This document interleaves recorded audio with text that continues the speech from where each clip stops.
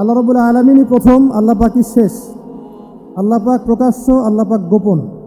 ওয়া হুয়া বিকুল্লি শাইইন আলিম। আল্লাহ পাক বলছেন তিনি প্রত্যেকটা বিষয় সম্পর্কে জ্ঞানী।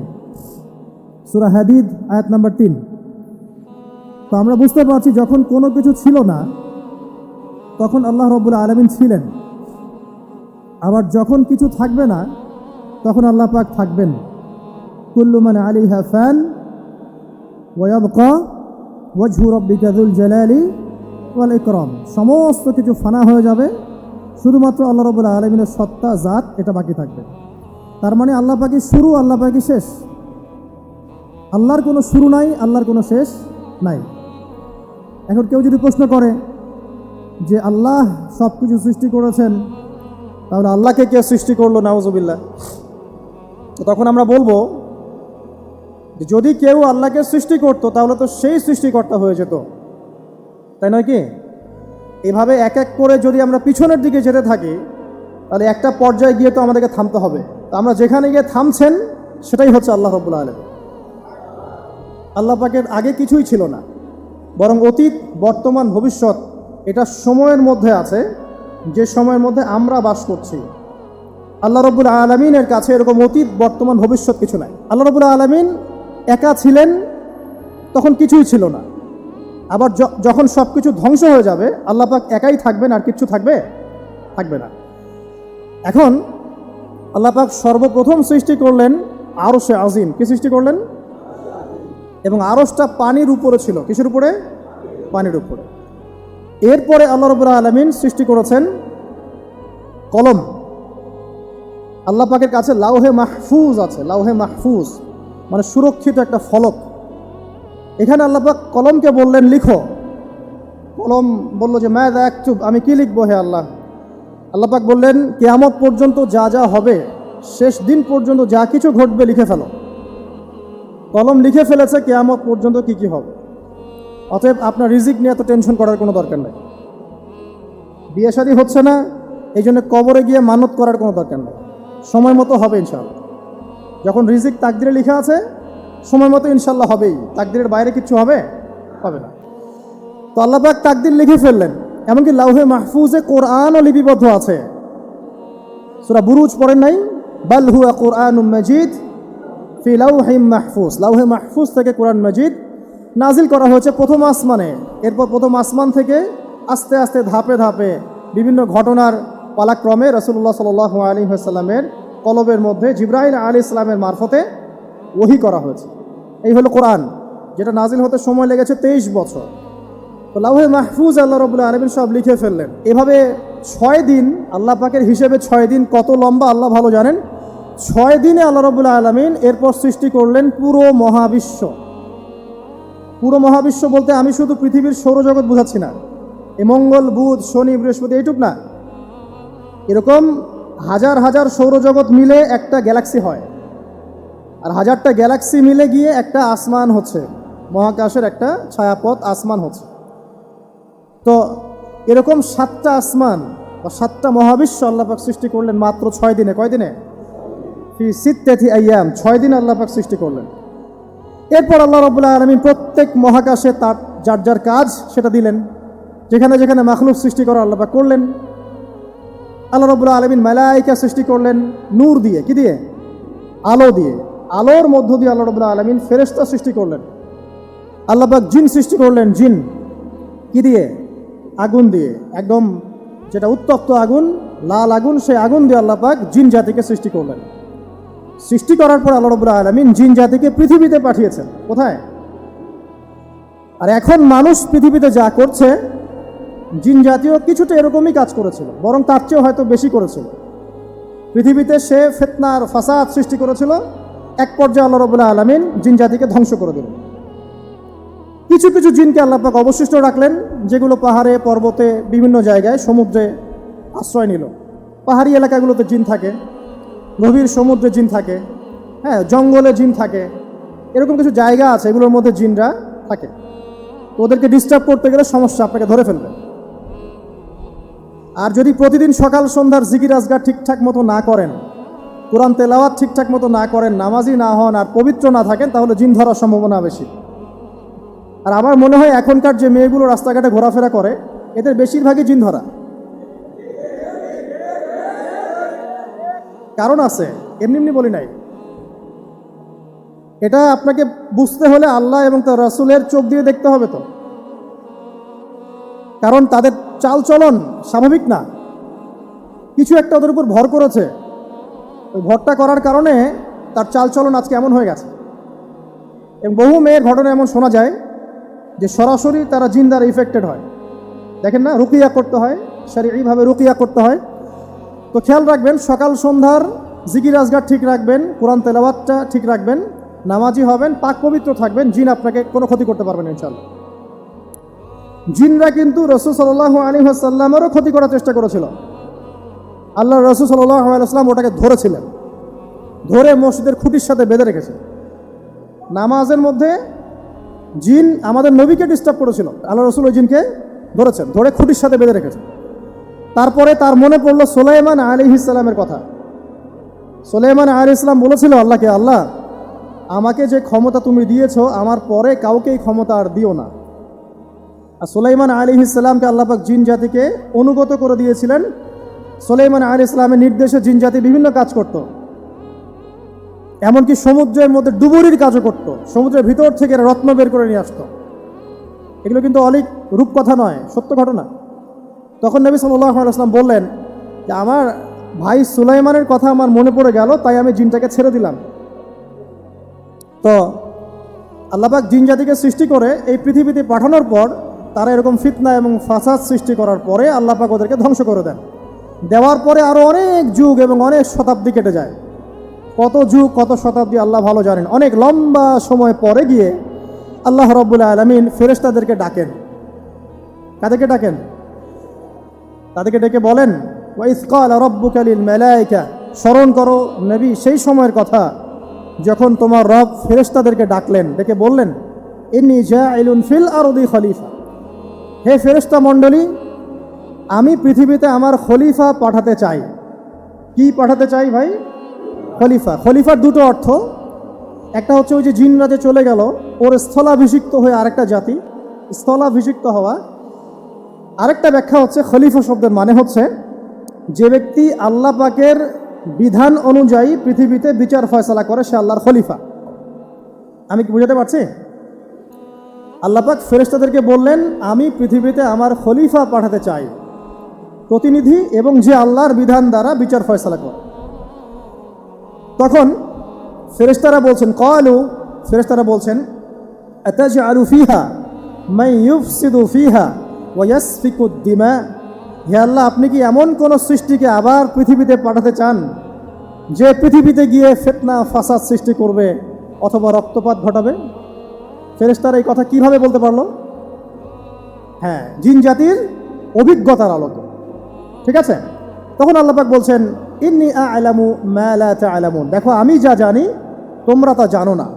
মানে তারা ফিতনা ফাসাদ সৃষ্টি করতে পারে, কিন্তু আমার কিছু মুখলেস বান্দা থাকবে যারা এই পথে পা বাড়াবে না।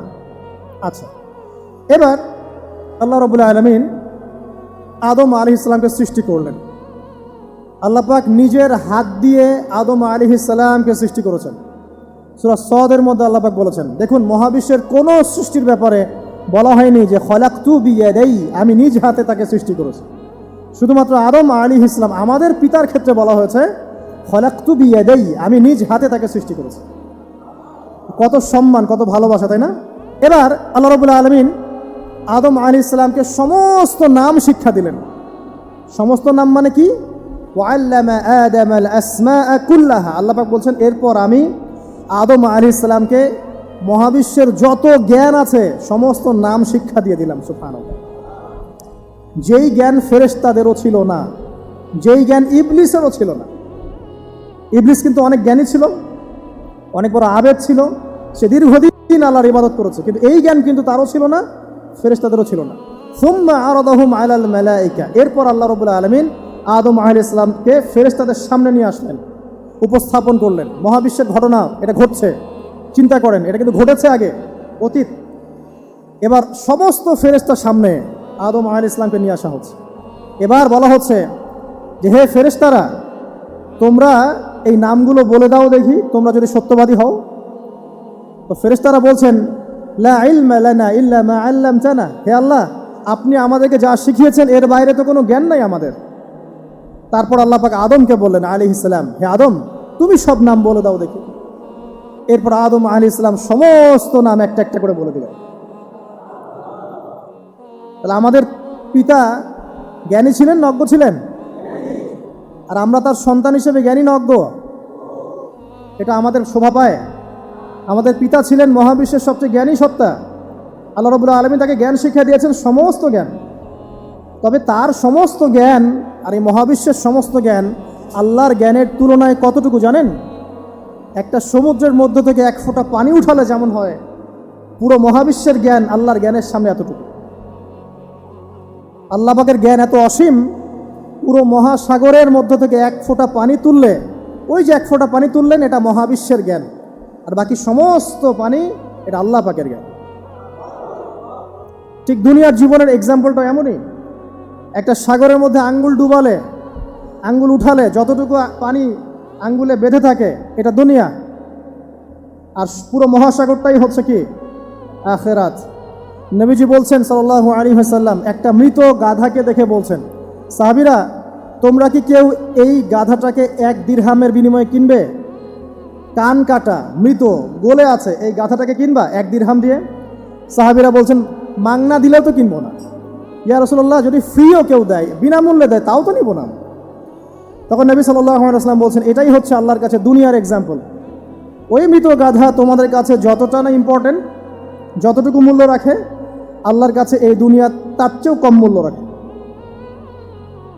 তো এই দুনিয়াতে তো সব ফয়সালা হবে না। আমরা তো হতাশ হয়ে যাই না যে দুনিয়াতে এমন কেন, এটা কেন, ওইটা কেন। দুনিয়া এটারই জায়গা। দুনিয়া সব কিছুর কনক্লুশনের জায়গা না, সব কিছুর পরিসমাপ্তির জায়গা হচ্ছে কিয়ামতের মাঠ। ওই দিন যে সফল সে সফল, যে ব্যর্থ সে ব্যর্থ। দুনিয়ার বাড়ি গাড়ি, স্ট্যাটাস, চাকরি বাকরি, ইজ্জত সম্মান, এটা সাফল্য ব্যর্থতার মানদণ্ড নয়, চূড়ান্ত মানদণ্ড নয়। চূড়ান্ত মানদণ্ড কি? ফামান যুহজিহা আনিন নার ওয়া উদখিলাল জান্নাহ ফাকাদ ফাজ। যাকে জাহান্নাম থেকে বাঁচানো হবে, জান্নাতে প্রবেশ করানো হবে, পুলসিরাত পার হতে পারবে, এই একমাত্র ব্যক্তি সফল। তো সাফল্যের সংজ্ঞাটা জেনে রাখবেন, তাহলে আপনি দুনিয়াতে হতাশ হবেন না ইনশাআল্লাহ তাআলা।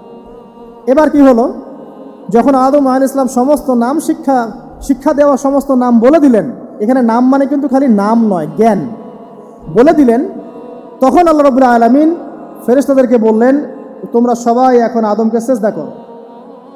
ওয়া ইয কুলনা লিল মালাইকাতি ইসজুদু লি আদম। আল্লাহ পাক এবার বলছেন, আমি সমস্ত মালায়েকাকে বললাম তোমরা আদমকে সিজদা করো। ফাসাজাদু, সবাই সিজদা করলো, ইল্লা ইবলিস, ইবলিস সিজদা করলো না। কেন করলে না? ইবলিসকে বলা হচ্ছে, ইয়া ইবলিস মা মানাকা আল্লা তাসজুদা ইয আমারতুক, তোমাকে কে নিষেধ করলো সিজদা করতে ওই আদমকে যাকে আমি আদেশ করেছি? কে নিষেধ করলো? তখন ইবলিস বলছে, খলাকতানি মিন নার ওয়া খলাকতাহু মিন তিন, আমাকে সৃষ্টি করেছেন আগুন দিয়ে আর আদমকে সৃষ্টি করেছেন মাটি দিয়ে, আমি কিভাবে তাকে সিজদা করতে পারি?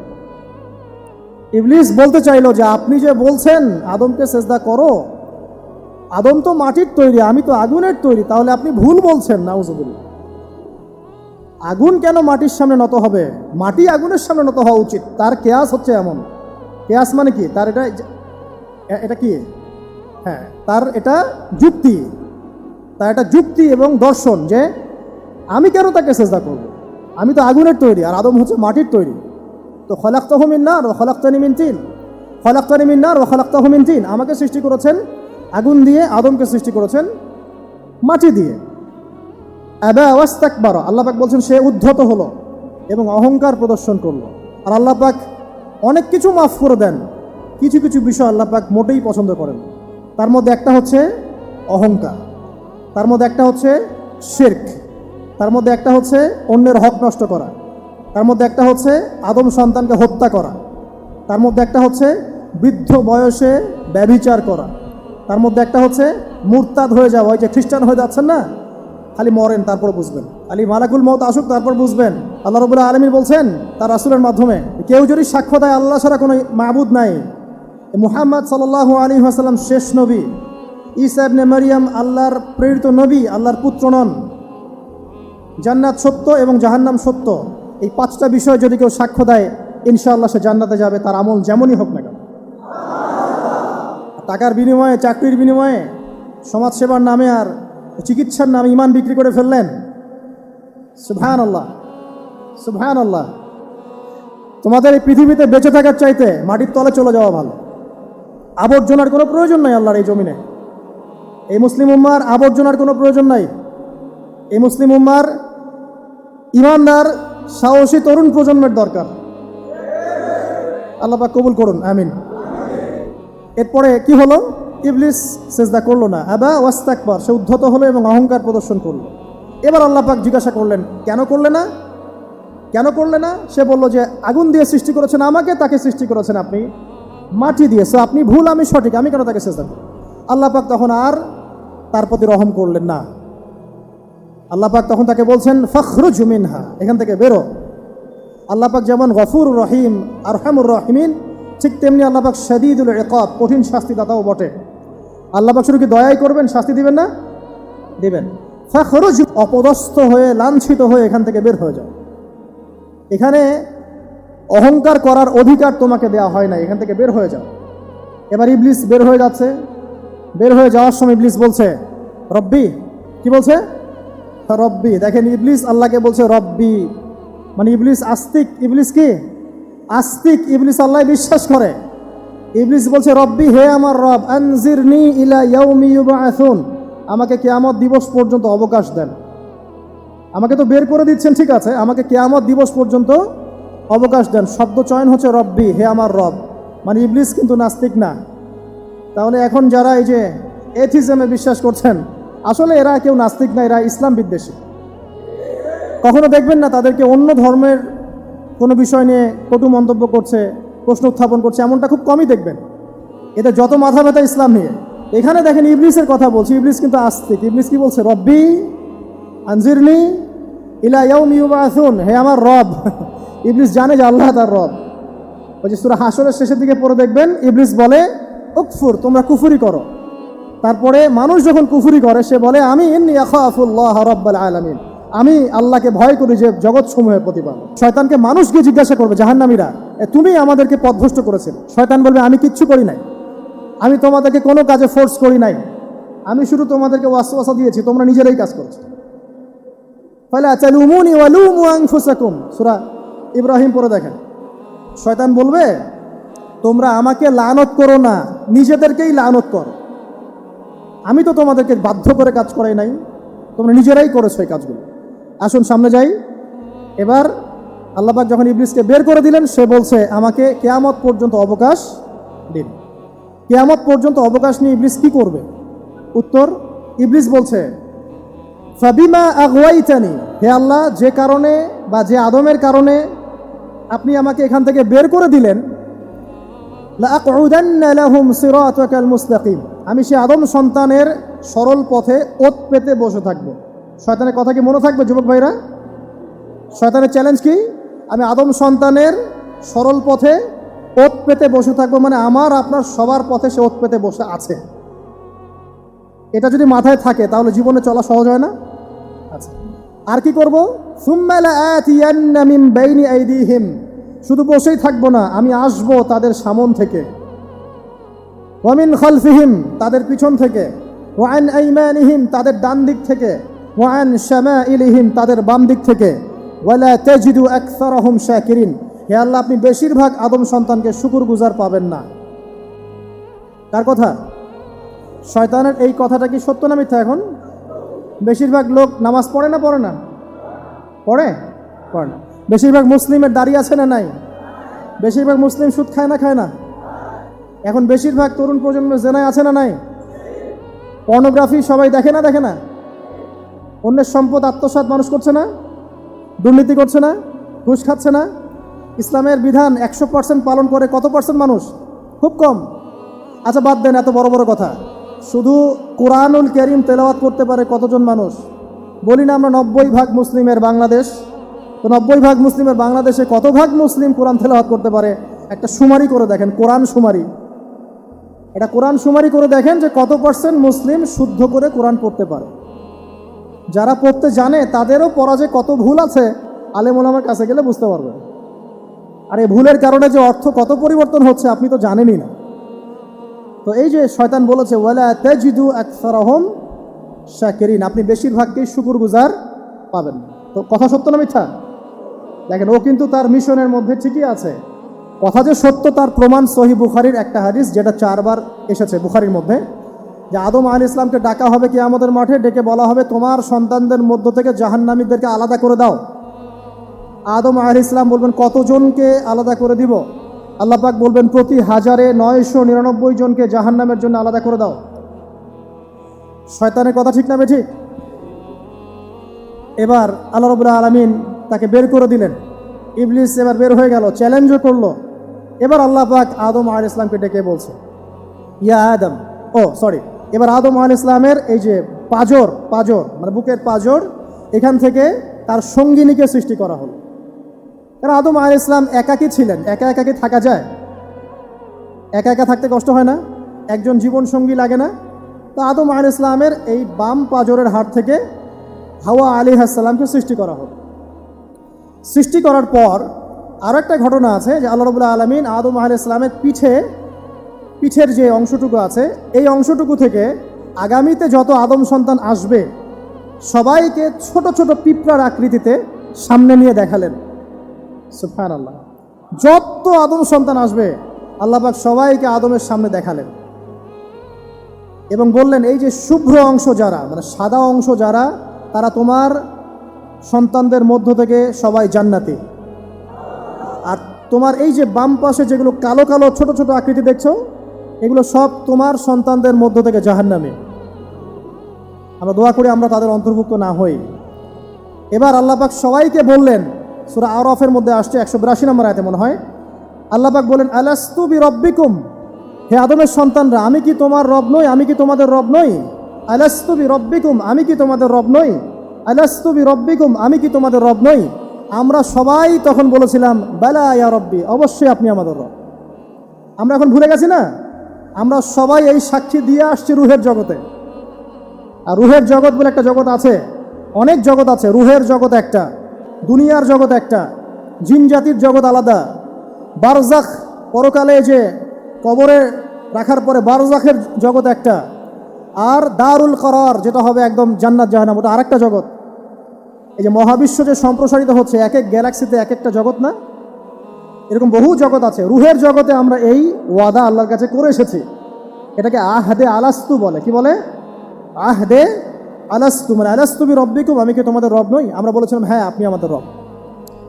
একটা মজার কথা আছে এখানে, যখন আদম আলাইহিস সালাম দেখছিলেন তার সন্তানদেরকে সাদা সাদা আকৃতি ছোট ছোট, এর মধ্যে একটা সন্তানকে দেখে, একজন সন্তানকে দেখে তার প্রচণ্ড ভালো লেগেছিল এবং তিনি অত্যন্ত সুদর্শন ছিলেন। তাকে দেখে তার প্রচণ্ড রকম ভালো লেগেছিল। আল্লাহ পাককে তিনি জিজ্ঞাসা করলেন, হে আল্লাহ, আমার সন্তানদের মধ্যে একে, এই সুন্দর সন্তান কে? আল্লাহ পাক বললেন সে হচ্ছে তোমার সন্তান দাউদ। কি নাম? দাউদ আলাইহিস সালাম। আর আপনাকে বলে রাখি, আদম আলাইহিস সালামের ব্যাপারে যেমন আল্লাহ পাক বলেছেন আদম আমার খলিফা, ঠিক দাউদ আলাইহিস সালাম সম্পর্কেও আল্লাহ পাক বলেছেন দাউদ আমার খলিফা। বুঝতে পারলেন?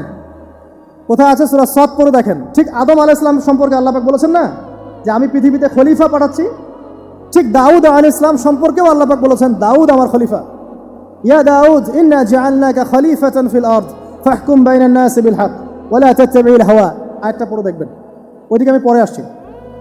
তো ওই সন্তানকে দেখে তার এত ভালো লাগলো, আল্লাহর কাছে তিনি জিজ্ঞাসা করছেন, হে আল্লাহ, আমার এই সন্তানের হায়াত কত? আল্লাহ পাক বলছেন তোমার এই সন্তানের হায়াত হচ্ছে 60 বছর। কত বছর? 60 বছর। আর আমাদের উম্মতে মুহাম্মাদের কিন্তু গড় আয়ু এরকম 60-65, এর বেশি না গড় আয়ু। তখন আদম আলাইহিস সালাম বলেন, আল্লাহ আমার হায়াত থেকে তাকে 40 বছর দিয়ে দাও। আমার হায়াত থেকে তাকে 40 বছর দিয়ে দাও। আল্লাহ পাক তাকে 40 বছর দিয়ে দিলেন। তাই আদম আলাইহিস সালামের 1000 বছর হায়াত হয়ে গেল 960 বছর, আর দাউদ আলাইহিস সালামের 40 বছর হায়াত হয়ে গেল 100 বছর। এখন আসেন এই জায়গায় যে আদম আলাইহিস সালাম এবং দাউদ আলাইহিস সালাম দুইজনকে আল্লাহ পাক কি বলেছেন? খলিফা। খলিফা কে? খলিফা কাকে বলে? এটা একটু শুনে নিন ছোট্ট করে। সূরা সাদ পড়বেন 24 কি 26 নম্বর আয়াত আল্লাহ পাক বলছেন, ইয়া দাউদ, হে দাউদ, খলিফার কাজ কি এটা শোনেন। হে দাউদ, ইন্না জাআলনাকা খলিফাতান ফিল আরদ, নিশ্চয়ই আমি আল্লাহ তোমাকে পৃথিবীতে খলিফা করেছি। কি করেছি? খলিফা করেছি। তোমার কাজ কি? ফাহকুম বাইনান নাসি বিল হক, মানুষের মাঝে আল্লাহর বিধান দ্বারা হকের মানদণ্ডে বিচার ফয়সালা করবে। তাহলে আল্লাহর খলিফার দায়িত্ব কি? আল্লাহর বিধান দ্বারা বিচার ফয়সালা করা। ওয়ালা তাত্তাবিউল হাওয়া, তুমি নিজের প্রবৃত্তির অনুসরণ করবে না। ফায়ুদিল্লাকা আন সাবিলিল্লাহ, তাহলে তোমাকে এটা সরল পথ থেকে বিচ্যুত করে দেবে। ইন্নাল্লাযীনা ইউদিল্লুনা আন সাবিলিল্লাহ, নিশ্চয় যারা আল্লাহর পথ থেকে বিচ্যুত হয়ে যায়, লাহুম আযাবুন শাদীদ, তাদের জন্য কঠিন শাস্তি আছে। বিমা নাসু ইয়াউমাল হিসাব, এই কারণে যে তারা হিসাবের দিনটা ভুলে গেছে। এই আয়াত থেকে খলিফার ফাংশন বুঝতে পারলেন? খলিফার ফাংশন কি? আপনি যা ইচ্ছা তাই ফয়সালা করবেন, নিজের মন গড়া যা ইচ্ছা রচনা করবেন। ফাহকুম বাইনান নাসি বিল হক, মানুষের মধ্যে হকের মানদণ্ডে বিচার ফয়সালা করো। হকটা কি জিনিস? আমার দর্শন হক, আমার ফিলোসফি হক, আমার যুক্তি, আমার বিজ্ঞান, এগুলোই হকের মানদণ্ড। হকের মানদণ্ড কি? কোথায় উত্তর আছে? কোরআনেই উত্তর আছে। কোন সূরা? সূরা কাহফ। কত নম্বর আয়াত? আয়াত নম্বর 29। আল্লাহ পাক বলছেন, ওয়াকুলিল হাক্কু মির রাব্বিকুম, হক সেটাই যা তোমার রবের পক্ষ থেকে নাজিল। কথা কি ক্লিয়ার? হক কি জিনিস? যা তোমার রবের পক্ষ থেকে নাজিল হয়। ফামান শাআ ফালইউমিন, যার ইচ্ছা হয় সে স্বীকার করুক। ওয়ামান শাআ ফালইয়াকফুর, যার ইচ্ছা হয় সে অস্বীকার করুক। ইন্না আ'তাদনা লিয-যালিমিনা নারান, অস্বীকারী জালেমদের জন্য আমি আগুন প্রস্তুত করে রেখেছি। তো এখানে আপনি হকের সংজ্ঞা পেলেন এবং হকের মানদণ্ডে বিচার ফয়সালা করলে পরে খলিফা হয়। যদি আল্লাহ পাকের হকের মানদণ্ডে কেউ ফয়সালা না করে, সে আল্লাহর খলিফা নয়, সে শয়তানের খলিফা। কথা কি ক্লিয়ার? আচ্ছা, এখন যদি আপনি বাধ্য হন কোনো ক্ষেত্রে সেটা আলাদা বিষয়, বাধ্য হয়েছেন সেটা আলাদা বিষয়, কিন্তু আকীদা স্পষ্ট থাকতে হবে যে আল্লাহ রাব্বুল আলামিনের বিধান চূড়ান্ত, এর উপর কোনো বিধান নাই। এখন আপনি আদম এবং দাউদ আলাইহিস সালামের মধ্যে একটা সম্পর্ক বুঝতে পারলেন। এবার আল্লাহ পাক আদম আলাইহিস সালামকে ডাকলেন, ডেকে বলছেন, আদম এবং হাওয়া, তোমরা দুজন উসকুন আনতা ওয়া যাওজুকাল জান্নাহ, এবার তুমি আর তোমার স্ত্রী হাওয়া তোমরা জান্নাতে থাকো। ফাকুলা মিনহা রাগাদান হাইথু শি'তুমা, জান্নাতের যেখান থেকে ইচ্ছা তোমরা ফল খাও বা যা ইচ্ছা তাই করো, সবকিছু উন্মুক্ত তোমাদের জন্য জান্নাতে। একটা বিষয়, ওয়ালা তাকরাবা হাদিহিশ শাজারা, এই যে গাছটা দেখছো এই গাছের কাছেও যাবে না। এখানে শব্দ এমন না যে গাছের ফল খাবে না, শব্দ হচ্ছে এমন গাছের কাছেও যাবে না। যেমন ওয়ালা তাকরাবু জিনা, জেনা করবেন আল্লাহ পাক বলেননি, বলেছেন জেনার কাছেও যাবে না। ওয়ালা তাকরাবু মাল আল ইয়াতিম, ইয়াতিমের মাল খাবে না আল্লাহ পাক বলেন নাই, আল্লাহ বলছেন ইয়াতিমের মালের কাছেও যেও না। আমি কি বুঝাতে পারছি? এই গাছের কাছেও যেও না। এবার জান্নাতে তারা থাকতে লাগলেন। এবার ইবলিস তো আর হাল ছেড়ে দেয় নাই, সে কি বলেছিল? ডান বাম সামন পিছন সব দিক থেকে আসবে। সে এসে ওয়াসওয়াসা দেয়। কি ওয়াসওয়াসা দেয়? হে আদম, হাল আদুল্লুকা, আমি কি তোমাকে বলে দিব, আলা শাজারাতিল খুলদ ওয়া মুলকিন লা ইয়াবলা, হে আদম আমি কি তোমাকে বলে দিব এমন একটা গাছের কথা, যেই গাছের ফল খেলে পরে তুমি চিরস্থায়ী জীবন লাভ করবে, কোনো দিন মারা যাবে না। এই চিরস্থায়িত্বের টোপ দিচ্ছে কে? এই চিরস্থায়ী ক্ষমতার টোপে মানুষ পথ হারাচ্ছে না পৃথিবীতে। ওয়া মুলকিন লা ইয়াবলা, এমন রাজত্ব পাবে যেই রাজত্ব কখনো ক্ষয় হবে না। চিরস্থায়িত্বের টোপ, রাজত্বের টোপ, এই দুটোই হচ্ছে পৃথিবীতে মানুষকে পথভ্রষ্ট করার শয়তানের অস্ত্র। কথা মনে বুঝতে পারেন না? আমার মাথার উপর দিয়ে আছে, বুঝতে পারবেন ইনশাআল্লাহ। তো টোপ দিচ্ছে দুইটা, হাল আদুল্লুকা আলা শাজারাতিল খুলদ ওয়া মুলকিন লা ইয়াবলা। করতে করতে করতে করতে একদিন সত্যি সত্যি আমাদের পিতামাতা সেই গাছের কাছে চলে গেলেন। যখনই চলে গেলেন, ফালাম্মা যাকা শাজারা, যখন তারা গাছের কাছে চলে গেলেন, বাদাত লাহুমা সাওআতিহিমা, তাদের পরনে যে জান্নাতি কাপড় ছিল ধাপাস করে খুলে পড়ে গেল। ইন্না লিল্লাহি ওয়া ইন্না ইলাইহি রাজিউন। আমাদের পিতামাতাকে পুরো মহাবিশ্বে ফেরেশতাদের সামনে জান্নাতে নগ্ন করে দিল ইবলিস। আমি মনে বুঝাতে ব্যর্থ হচ্ছি। আমাদের পিতামাতাকে জান্নাতে ফেরেশতাদের সামনে, সবার সামনে নগ্ন করে কাপড় খুলে ফেললো কে? ইবলিস। তো এখন যে কাপড় খোলার সংস্কৃতি চলছে, কারা এরা? ওরা জিন শয়তান, এগুলো মানুষ শয়তান। শয়তান দুই প্রকার, মিনাল জিন্নাতি ওয়ান নাস, জিন শয়তান আর মানুষ শয়তান। ওই জিন শয়তান এদেরকে ওয়াসওয়াসা দিয়ে দিয়ে নগ্ন করেছে, এরা এখন নগ্নতার আন্দোলন শুরু করেছে, এবং আমি জানি কয়দিন পর এটা বিকিনি পরেও ঘুরবে। অবাক হচ্ছেন? কিয়ামতের আলামতের মধ্যে অন্যতম হচ্ছে মানুষ রাস্তার ধারে ধারে জেনা করবে, রাস্তার মনে মনে জেনা হবে।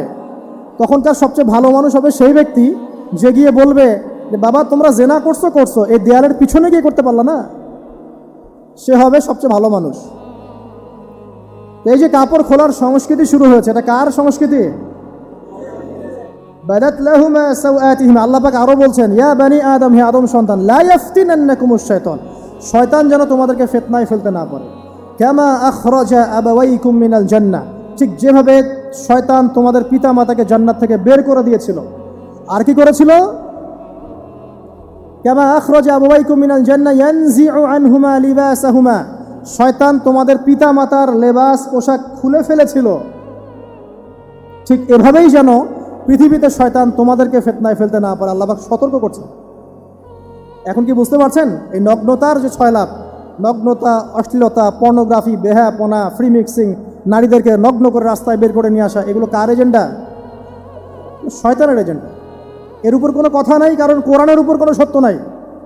এগুলোর উপরে কোনো কথা হবে না, বিকজ কোরআনের উপর কোনো সত্য নাই। আছে? নাই। কোরআনে আল্লাহ পাক বলেছেন যে শয়তান ফিতনায় ফেলেছিল, ইয়ানজিউ আনহুমা লিবাসাহুমা, শয়তান তোমাদের পিতামাতার লেবাস খুলে ফেলে দিয়েছিল। ওয়াতাফিকা ইয়াখতিফানি আলাইহিমা মিন ওয়ারাকিল জান্নাহ, তখন আমাদের পিতামাতা জান্নাতের গাছের যে এই যে পাতাগুলো আছে এগুলো ছিঁড়ে ছিঁড়ে লজ্জাস্থান থাকতে লাগলেন। ইন্না লিল্লাহ, আমাদের পিতামাতার কি দুর্দশা হয়েছিল, আমাদের পিতামাতার কি দুর্দশা, কি লজ্জা হয়েছিল তখন। চিন্তা করে দেখেন, শয়তান কাপড় খুলে ফেলে দিয়েছে, আর আমাদের পিতামাতা, আমাদের মা, আমাদের বাবা জান্নাতের এই যে পাতাগুলো ছিঁড়ে ছিঁড়ে গায়ের লজ্জাস্থান ঢাকা শুরু করেছেন। কি পরিমাণ লজ্জা চিন্তা করেন। আপনাকে যদি এখানে কেউ নগ্ন করে ফেলে এবং আপনি যদি না চান বিষয়টা, সবাই জোর করে আপনার কাপড় খুলে ফেলে, আপনার কেমন লাগবে? কেমন লাগবে? এই ঘটনা ঘটেছে মহাবিশ্বে, শয়তান ঘটিয়েছে। এরপর আল্লাহ পাক ডাকলেন, ডেকে বলছেন ইয়া আদম, হে আদম, আলাম আনহাকুমা আন তিলকুমা শাজারা, হে আদম আমি কি তোমাদেরকে দুজনকে নিষেধ করি নাই যে গাছের কাছে যাবে না? আমি কি তোমাদের দুইজনকে নিষেধ করি নাই যে তোমরা গাছের কাছে যাবে না? তখন আদম আলাইহিস সালাম বুঝতে পারলেন যে তারা একটা বড় ভুল করে ফেলেছে। তারপর আল্লাহ রাব্বুল আলামিন দয়া পরবশ হয়ে আদম এবং হাওয়া আলাইহিস সালামকে কালিমা শিক্ষা দিলেন, তওবার কালিমা, যেই কালিমা দিয়ে তারা তওবা করতে পারেন। সেই কালিমা হচ্ছে রব্বানা যালামনা আনফুসানা ওয়া ইল্লাম তাগফির লানা ওয়া তারহামনা লানাকুনান্না মিনাল খাসিরিন। এই দোয়া শিখে নিয়ে আদম এবং হাওয়া আলাইহিস সালাম তওবা করলেন, আল্লাহ পাক তাদের তওবা কবুল করে মাফ করে দিলেন। কিন্তু জান্নাতে আর থাকা হলো না। আল্লাহ পাক বলেন কুল নাহবিতু মিনহা জামিআ, এবার তোমরা সবাই মিলে এখন পৃথিবীতে নেমে যাও। আল্লাহ মাফ করে দিলেন, কিন্তু তোমরা এখন পৃথিবীতে নেমে যাও, জান্নাতে আর থাকা হবে না। খেয়াল করে দেখেন, ইবলিসও আল্লাহর আদেশ মানে নাই। আল্লাহ বলেছেন সেজদা করো, ইবলিস কিন্তু করে নাই। আবার আমাদের পিতা আদম আলাইহিস সালামকে আল্লাহ পাক বলেছেন গাছের কাছে যেও না, তারা চলে গেছেন। দুটোই কি অবাধ্যতা নয়? তাহলে ইবলিসকে চিরস্থায়ী জাহান্নামী করা হলো, আদম সন্তানকে কেন করা হলো না?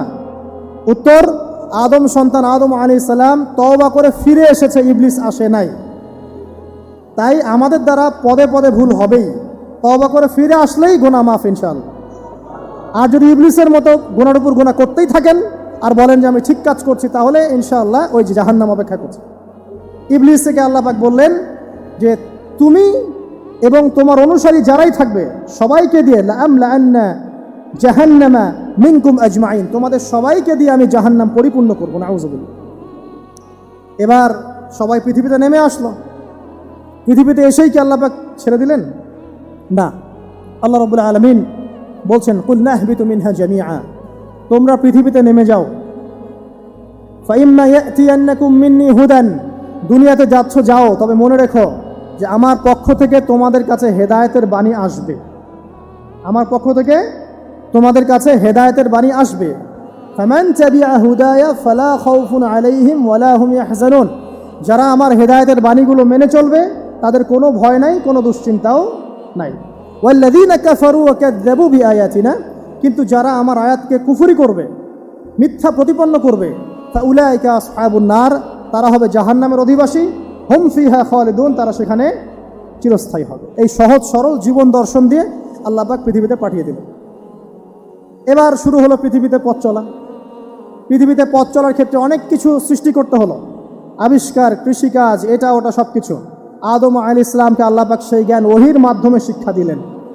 কৃষিকাজ আল্লাহ পাক শিক্ষা দিয়েছেন, চাকা সৃষ্টি করা আল্লাহ পাক শিক্ষা দিয়েছেন, বাহন সৃষ্টি করা আল্লাহ পাক শিক্ষা দিয়েছেন।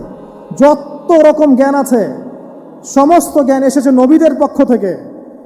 সব কিছু জ্ঞানের মূল ভিত্তি এসেছে নবীদের কাছ থেকে, আল্লাহর ওহীর কাছ থেকে। যত সভ্যতা দেখছেন বড় বড়, সমস্ত সভ্যতা শুরু হয়েছে নবী দ্বারা, এবং সভ্যতা শেষও হবে একজন নবী দ্বারা। তার নাম কি? ঈসা ইবনে মারইয়াম। আদম আলাইহিস সালাম আল্লাহর দেয়া শিক্ষায় শিক্ষিত হয়ে দুনিয়াতে চলতে লাগলেন এবং তওবা ইস্তেগফার করতে লাগলেন, কাঁদতে লাগলেন। দীর্ঘকাল তারা ক্রন্দন করেছেন। কি কারণে? ওই যে একটা ভুল তারা করে ফেলেছে। দুনিয়াতে এসে ক্রন্দন করতে করতে করতে করতে আল্লাহ রাব্বুল আলামিন এক পর্যায়ে তওবা কবুল করে ফেললেন। এবার সামনে যান। তাদের সন্তান হলো হাবিল এবং কাবিল। নাম শুনেছেন? শোনেন নাই? হাবিলের কুরবানি কবুল হয়, কাবিলের কুরবানি কবুল হচ্ছে না। বিকজ কাবিল এর কুরবানির মধ্যে ইখলাস নাই। ভাইয়ের কুরবানি কেন কবুল হচ্ছে, আমারটা কেন হচ্ছে না? হিংসার বশবর্তী হয়ে কাবিল হাবিলকে হত্যা করে ফেলল। নবী পরিবারের সদস্য হয়েও কাবিল এরকম অন্যায় করে ফেলল। আর কি হলো? রাসূল সাল্লাল্লাহু আলাইহি সাল্লাম বলেছেন, পৃথিবীতে যত মানুষ অন্যায়ভাবে নিহত হবে, পৃথিবীতে যত মানুষ অন্যায়ভাবে খুন হবে, সমস্ত খুনের পাপের একটা অংশ কাবিলের আমলনামায় যুক্ত হবে। কারণ সেই প্রথম খুন চালু করেছে। এই যে আজকে গুনাহে জারিয়া চালু করছেন না, সুদী এনজিও, সুদী সমিতি, সিনেমা হল, এইটা ওইটা, মদের বার, যত গুনাহে জারিয়া চালু করছেন, মৃত্যু হবে, কবরে যাবেন ঠিকই, কিন্তু গুনাহ কমবে না ইনশাআল্লাহ। মনে করেন একজন নগ্ন ছবিতে অভিনয় করেছে, ঠিক আছে, এখন নাই পৃথিবীতে, বা কেউ অশ্লীল গান বাজনা করে দুনিয়া থেকে বিদায় নিয়েছে, দুনিয়াতে তার গান এখনো বাজছে, সে কবরে শুয়ে শুয়েই সেই গুনাহগুলো পাচ্ছে। ঠিক আপনি যদি এখন ভালো কোনো কাজ করেন, দিনই কোনো ভালো কাজ করেন, মসজিদ হোক, মাদ্রাসা হোক, ইয়েতিমখানা হোক, বিধবাদের কোনো প্রকল্প হোক, বৃদ্ধাশ্রম হোক, মানবতার কোনো কল্যাণমূলক কাজ হোক, মৃত্যুর পরেও ইনশাল্লাহ আপনি নেকি পেতে থাকবেন। সদকায়ে জারিয়া আর গুনাহে জারিয়া ভালো করে বুঝবেন। একটা গুনাহ করে মাফ নেওয়া আলাদা বিষয়, আর গুনাহ চলতে থাকাটা আর একটা বিষয়। আল্লাহ আমাদেরকে হেফাজত করুন, আমিন। নবী পরিবার এগিয়ে গেল এবং তাদের সময়ে তারা শুধু ক্রন্দন করেছেন, ইবাদত করেছেন, আল্লাহর কাছে ইস্তেগফার করেছেন এবং ওই যে জান্নাতে ফিরে যাওয়ার জন্য তারা আপ্রাণ চেষ্টা করেছে। এক পর্যায়ে আদম আলাইহিস সালামের বয়স যখন 960 বছর হলো, আল্লাহ রাব্বুল আলামিন তাকে ওফাত দিলেন, তার ইন্তেকাল হয়ে গেল। ইন্না লিল্লাহি ওয়া ইন্না ইলাইহি রাজিউন। এরপরেও নবী পরিবার চলতে লাগলো। চলতে চলতে পরবর্তীতে আসলেন নূহ আলাইহিস সালাম, তারপরে ইব্রাহিম, আদ জাতি, তারপর সামুদ, তারপরে শুআয়ব, কওমে মাদিয়ান, মূসা, দাউদ, সুলাইমান, ইসহাক, ইয়াকুব। নবী পরিবার চলতেই লাগলো। এক পর্যায়ে ঈসা আলাইহিস সালামের পরে মুহাম্মদ সাল্লাল্লাহু আলাইহি ওয়াসাল্লামের মধ্য দিয়ে নবীদের সিলসিলা আল্লাহ পাক শেষ করে দিলেন। এভাবেই সভ্যতা এগিয়ে গেছে। এভাবেই আমাদের পিতামাতার হাত ধরে জ্ঞান পৃথিবীতে এসেছে এবং ওই যে শয়তানের মিথ্যা প্রলোভন, প্রতারণা, এর ফলশ্রুতিতে ওই যে আমাদের পিতামাতার গা থেকে কাপড় খুলে পড়ল। আল্লাহ পাক রাগান্বিত হয়ে সবাইকে দুনিয়াতে নামিয়ে দিলেন, ইবলিসকে চিরস্থায়ী জাহান্নামী ঘোষণা করলেন। কিন্তু আমাদের পিতামাতার ক্রন্দন, তওবা, ইস্তেগফার আমলের বদৌলতে, আল্লাহর রহমতে আল্লাহ পাক পিতামাতাকে মাফ করে দিলেন, আলহামদুলিল্লাহ। এভাবেই মানব জাতি এগিয়ে যাচ্ছে। আজকে আমরা এই পর্যায়ে পর্যন্ত এসেছি। আদম আলাইহিস সালামের এই সংক্ষিপ্ত জীবনী থেকে আমরা কি শিখলাম? আমরা শিখলাম যে আল্লাহ রাব্বুল আলামিন অনেক ভালোবেসে, অনেক মহব্বত করে, মমতা দিয়ে, মায়া দিয়ে নিজের হাতে আমাদের পিতাকে সৃষ্টি করেছে। এক। দুই, আমাদের পিতাকে আল্লাহ রাব্বুল আলামিন তার পক্ষ থেকে জ্ঞান শিক্ষা দিয়েছেন। এই কারণে আদম সন্তানরা জন্ম থেকেই দেখবেন কিছু না কিছু জ্ঞানী হয়েই থাকে। জ্ঞান আপনার ডিএনএর মধ্যে থাকেই। আল্লাহ রাব্বুল আলামিন আদম আলাইহিস সালামের মধ্যে রূহ ফুঁকে দিয়েছেন। আল্লাহ রাব্বুল আলামিন আদম আলাইহিস সালামকে জান্নাতে রেখেছেন। আল্লাহ রাব্বুল আলামিন গাছের কাছে যাওয়ার পরেও তওবা ইস্তেগফারের মধ্য দিয়ে তাকে মাফও করে দিয়েছেন। আল্লাহ রাব্বুল আলামিন আদম এবং হাওয়া আলাইহিস সালামের মধ্য দিয়ে এই পৃথিবীতে মানব জাতির সিলসিলা অব্যাহত রেখেছেন এবং কিয়ামত পর্যন্ত যত আদম সন্তান আসবে তাদের জন্য আল্লাহ পাক তার পক্ষ থেকে হেদায়েত প্রেরণ করেছেন। এক যুগে তাওরাত এসেছে, কখনো জাবুর, কখনো ইনজিল, কখনো কোরআন, সর্বশেষ টেস্টামেন্ট হিসেবে কোরআন এসেছে। এখন যদি এই ওয়াহির বাণী কোরআন এবং এর ব্যাখ্যা হাদিস আমরা মেনে চলি, ইনশাআল্লাহ তাআলা আমরা আবার সেই জান্নাতে ফিরে যাব যেখান থেকে আমাদেরকে নামিয়ে দেওয়া হয়েছে। আর যদি আমরা কোরআন এবং হাদিস বা আল্লাহর ওয়াহির পরোয়া না করি, এর আলোকে জীবন না গড়ি, তাহলে ওই ইবলিসের সাথেই আমাদেরকে জাহান্নামে থাকতে হবে, নাউযুবিল্লাহ। আল্লাহ রাব্বুল আলামিন আমাদের সবাইকে কোরআন এবং সুন্নাহ আল্লাহর ওয়াহি মেনে চলার তৌফিক দান করুন এবং ইবলিসের খপ্পর থেকে আল্লাহ পাক আমাদেরকে বাঁচিয়ে রাখুন। ইবলিসের যত এজেন্ট আছে, ওদের যে দুরভিসন্ধি, ষড়যন্ত্র এবং শয়তানি ফাঁদ, এগুলো থেকে আল্লাহ পাক আমাদেরকে, আমাদের মা বোনদেরকে, আমাদের পরিবারের সদস্যদেরকে, আমাদের সমাজকে, রাষ্ট্রকে আল্লাহ পাক হেফাজত করুন, বাঁচিয়ে রাখুন, আমিন।